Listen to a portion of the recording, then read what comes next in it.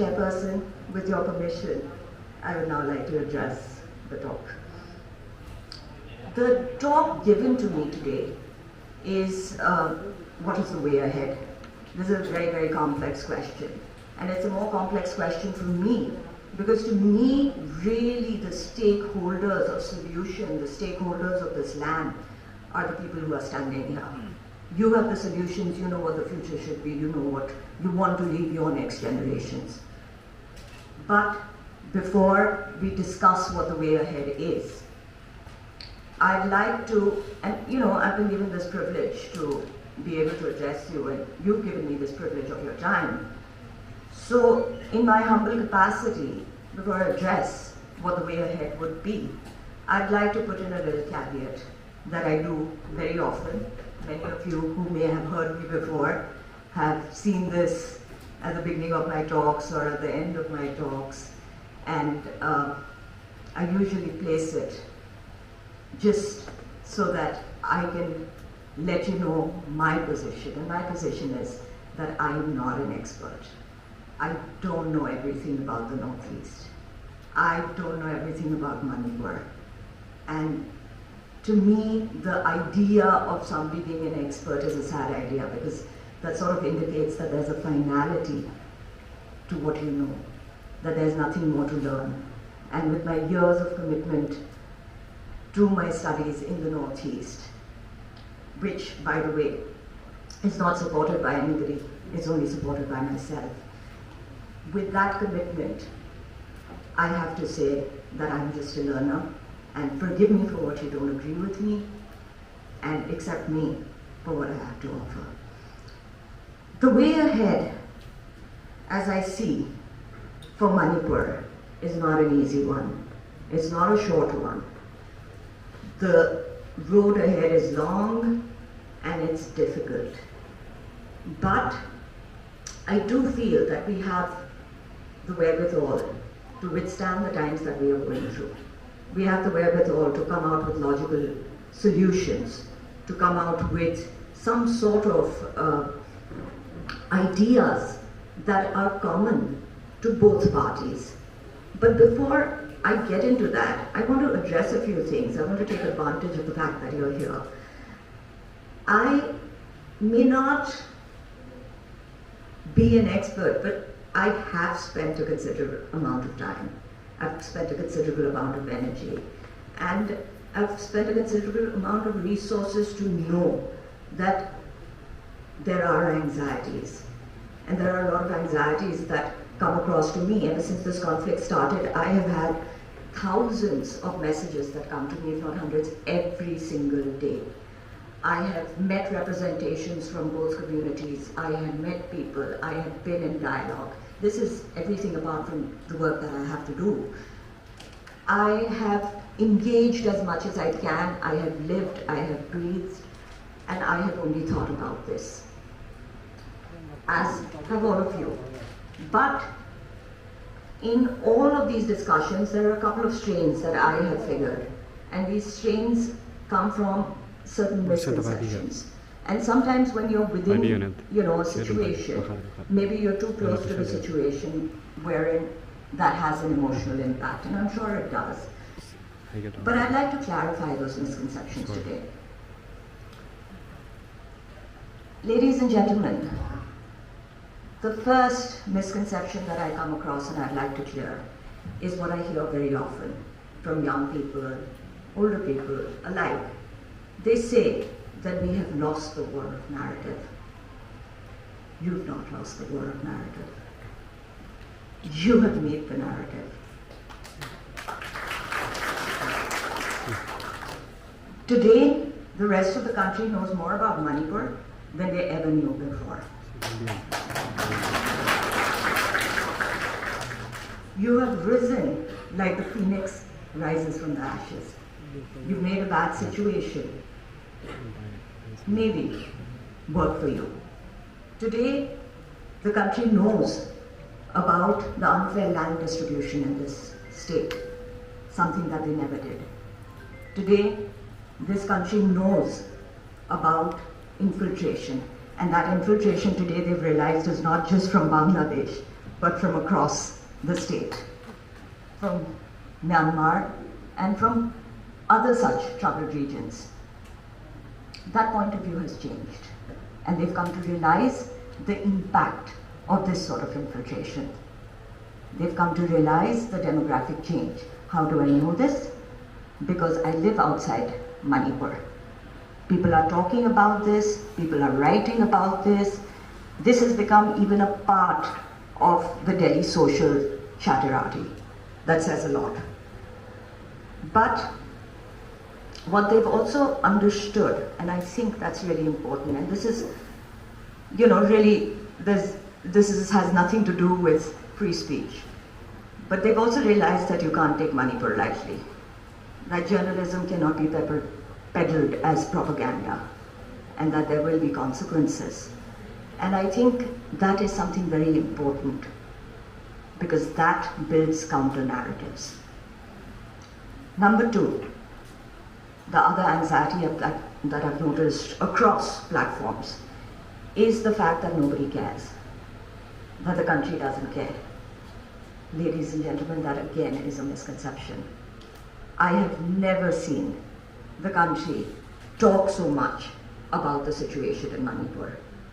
I remember in 2007 or 2008, there was a low-intensity bomb blast in Imphal, in ISKCON temple, I think. The first time it showed up in Delhi was on page 2 or 3, a couple of days later. Today there are media channels that are running this for weeks, for months, and are continue following it. And I think that says something about the interest that it has garnered. At least we are not being ignored any longer. The media channels also today have an interest in maybe looking at the situation deeper and understanding the nuances of it. That again, in my opinion, is a victory. But more than that, India has realized the strategic importance of Manipur. Many people didn't. You'll be surprised. We spoke about it mostly. We spoke about Northeast being very important to India and it being an integral part of our country and that it was ignored. But did we go into the details of it? No, we didn't go into the details of it. Did we know what was so important about it? No, we didn't know what was so important about it. But today, people realize the strategic value of Manipur, not just in the Northeast, but its strategic value to the future of this country. Manipur is not just the gateway to Southeast Asia.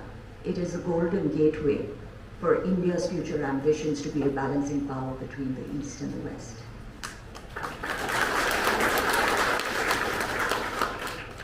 But beyond that also, the humanitarian impact that I have seen. I've always found, and forgive me for generalizing, but I've always found that our country has been a little hesitant in moving towards a little bit of relief work or giving donations. But this time when people heard that I was coming to Imphal, I was so touched. There was not a single colleague, a single friend who didn't want to be a part of the relief work. Everybody wanted to do their bit. And that tells me a lot. But there is one third and final anxiety that I've seen in absolutely everyone. Everyone who messages me, everyone who calls me. That anxiety is of maintaining territorial integrity. Again, ladies and gentlemen, now that it has drawn upon us that the territorial integrity of Manipur is extremely important, not just for other people, not just for the country, but because of the kind of attachment you have to the land of Manipur. That has not gone unnoticed. Therefore, the question of territorial integrity, in my assessment of the situation, any changes will never happen. And the reason it will never happen is because this nation realizes that today it's not dealing with just the territorial integrity of Manipur, it is dealing with the territorial integrity of India.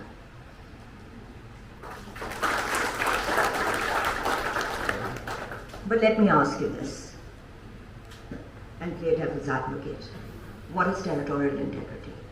If today you can't leave the valley and people from other places cannot come into the valley, what does it mean to you in the larger context? These are difficult questions that we must answer for ourselves. Territorial integrity just does not mean a legal bifurcation. It means so much more. It means the access, let alone you. I think most of you here would not advise me to leave the valley.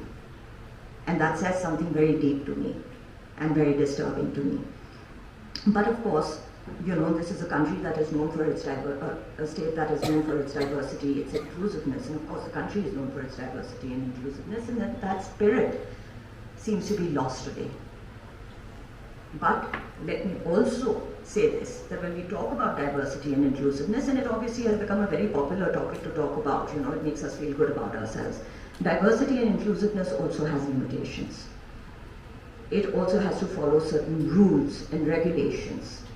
And without the rule of law, diversity and inclusiveness can take a shape that will not going to suit any one of us. So therefore, what we need to do is we need to dialogue. Now, it's very easy, and I know my colleagues have given a great exposition on what should be done, but here's my problem with it. When you ask me, how do we go ahead? Yeah, simply I can say, you know, I can say disarm, I can say disengage, and I can say dialogue. But who's going to disarm? Is anybody going to disarm? There is no trust. One party is going to say that, you know, I'm not going to surrender my weapons until he does. The other person is going to say, I'm not going to surrender my weapons until he does. Yesterday we had a very interesting talk where somebody spoke about state responsibility. I agree with that. The state has to have responsibility and the state has to have accountability. But let me talk about individual accountability and individual responsibility. And I think that becomes the crux of it. How do we use individual responsibility? Because that's all we can do. How do we use individual responsibility in building the kind of trust that we need to go into dialogue? Disarming, disengaging, dialogue are second stage developments. Your first stage development is to be able to sit across the table, or at least to bring the invested parties to the table. That itself is a problem today. So there are very simple things that I've noticed. One of the things I've noticed that creates mistrust, that creates this lack of initiative to engagement, is the peddling of fake news. And, you know, I'm not going to blame one community over the other, but there is fake news that's floating around. People are quoting that fake news that is building certain sort of imageries in people's heads. And the kind of material that is going around, let me tell you, a lot of the talks, a lot of the debates, not many people are actually seeing the full thing. We might think that they're seeing the full thing. They aren't, and I'll give you an example of it. I get a lot of wonderful messages, which I love reading. I get some really nasty ones, which I don't like so much. Sometimes I'm really, really happy to engage when I have the time. I don't have a lot of time to engage with everybody who contacts me. Sometimes I'm also a little mischievous, you know, I'm a little bored and I want to engage with the ones that don't like me really a lot. And sometimes when I've done that because I can feel a certain amount of irrationality, I can feel a certain amount of pain. I'm no one to judge who's been through what. But I'll give you an example.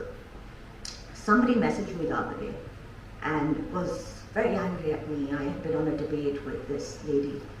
And he said, oh, we didn't like the way you spoke, and you know, this is very upsetting for us, and never show your face to me again.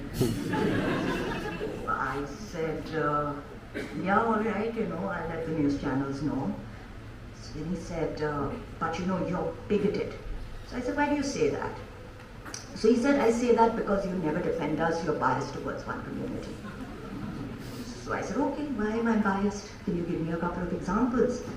So he said, you're biased because, you know, you don't take our side and you don't think about our grievances.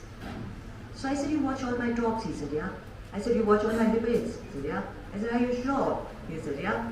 So I said, in every debate of mine and every talk of mine, I have said that we have to find common space.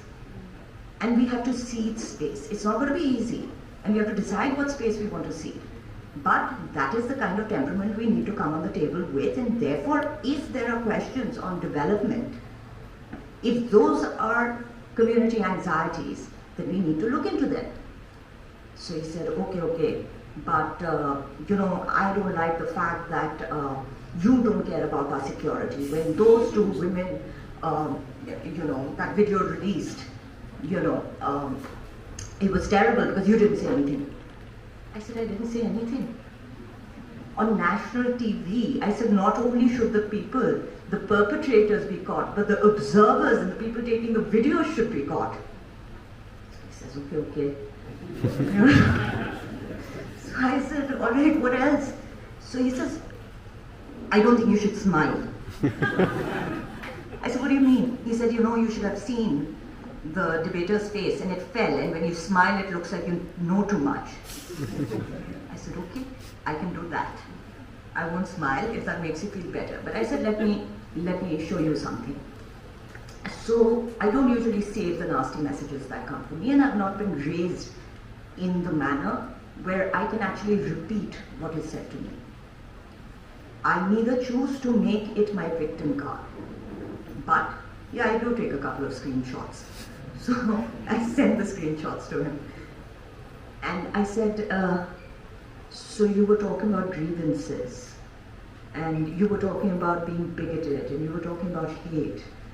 It comes both ways. And the difference here is, I'm not pulling out the victim card. I'm not putting this, this diatribe together and putting it up on social media and saying, come, save me. Look what a community is doing. I don't sit there demonize and generalize the characteristics of what may be just of the fringe element. I always give credit to the fact that we will always have fringe elements in all communities. And that's the reality of life. But that does not mean that the whole community is like that. Anyhow, that was my example of how social media works and how we really aren't truthful to what we are reading. There is intellectual fraudulence. Number 2, curtailing anger. I think you want to build trust. There's a certain way to dialogue. And I'm not just saying this to the people in this room, The fact that you're here means you're open-minded enough to want to listen to me. But I'm saying this to the general public that has gotten involved in this conflict. One is pitted against the other, nasty things are said, women are targeted. It's completely unhinged. What purpose it solves, I have no idea. Nobody is really making policies based on the abuses that are being hurled back and forth. Complete waste of time. Number 3, thinking long term. Everything that I read on social media, everything that I read in, the documents that are being sent to me is all about this one did this, that happened. Have you ever heard of the term the Gordon's knot? Gordon's knot. So the Gordon's knot is an interesting concept because it was put forth to Alexander, and it was this most complicated knot that nobody could unravel. And the person who would unravel it would be able to rule all of Asia, so as they said. So instead of unraveling it, Alexander sorted the problem out by taking his sword out and cutting it through. This is the need of the hour. You cannot keep going back and saying this happened, that happened. I am not absolutely saying that emotions don't run high and the pain is not real. But I'm just saying, if you're talking about the way forward, that way forward is not going to come from the past. It's going to come from the present, your actions today, and that is what is going to make you a roadmap that is strong enough to not give you artificial peace, to give you long-term peace. If you want artificial peace, many ways to have it. Have a dialogue, take out a document, say happy, happy, happy, joy, joy, joy. Come back to stage 1. a year down the line, 5 years down the line. Because that is not really the issue. We have to take the bull by its horns. And how is that going to happen? Now this is what I want to say. The 3 areas that are really important is to disarm, is to disengage, and to dialogue. Now what does disarm mean? Disarm means giving up your weapons. We know that's not going to happen. But how is it going to happen? You want to put the responsibility on the state is not going to be able to do it because people are not going to be willing to surrender. For them, that is their anxiety.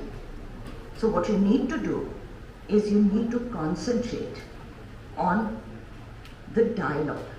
These are all interconnected. You need to concentrate on what really is going to allow them to come to the table, build that trust and say, okay, even if it's one person.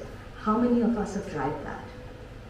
It's difficult, it's inconvenient, and it's ugly because you don't know what abuses will be heard at you.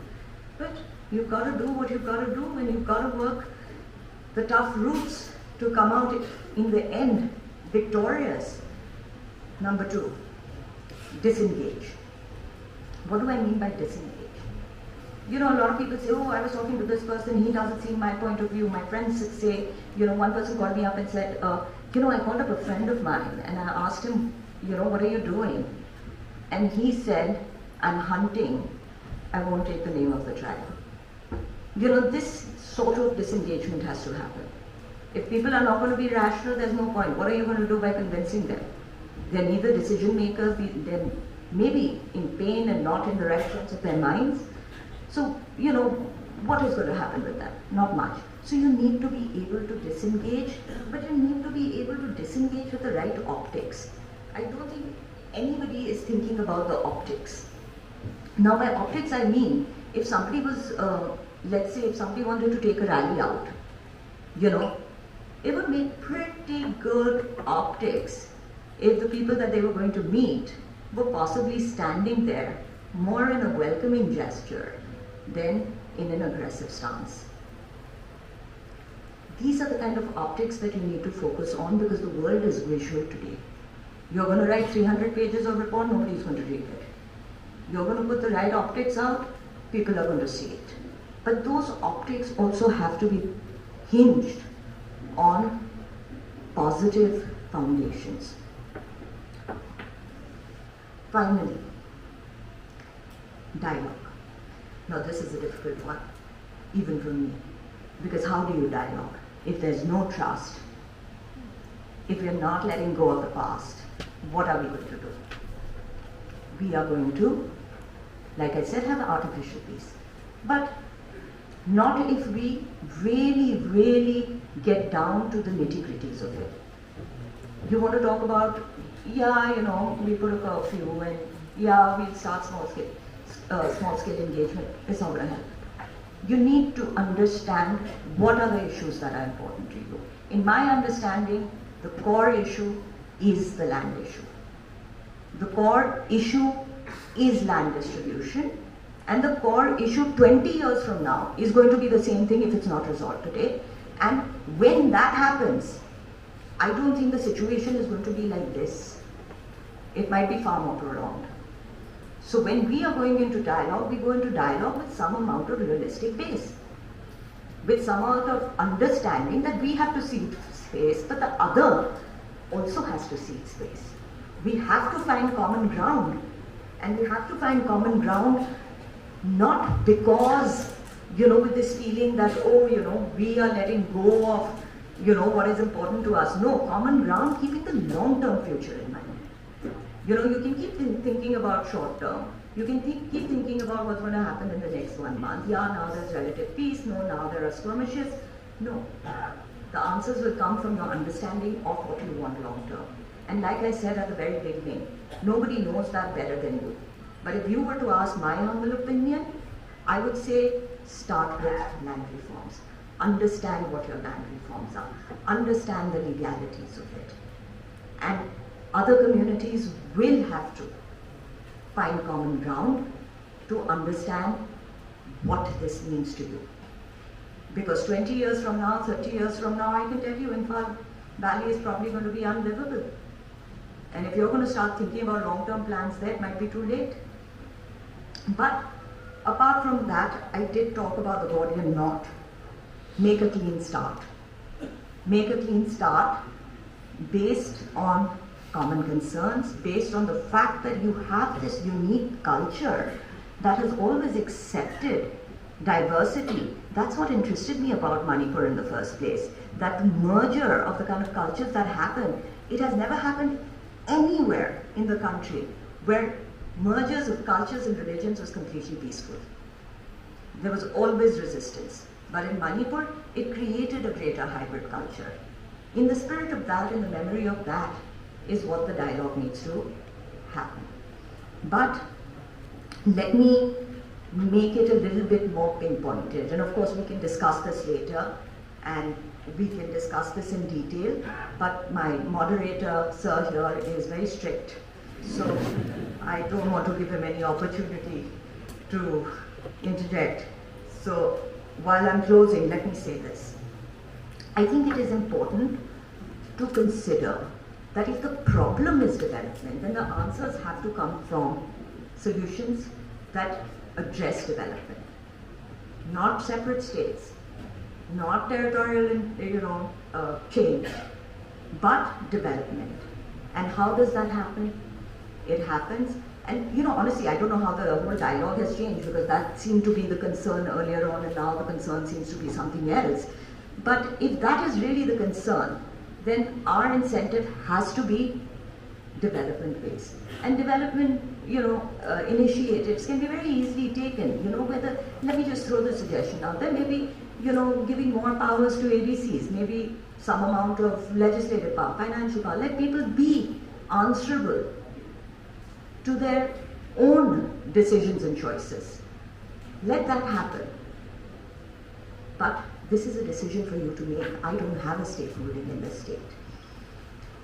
The second thing, I think, and I have to say that these suggestions that I'm making have come out of discussions and deliberations with other people as well.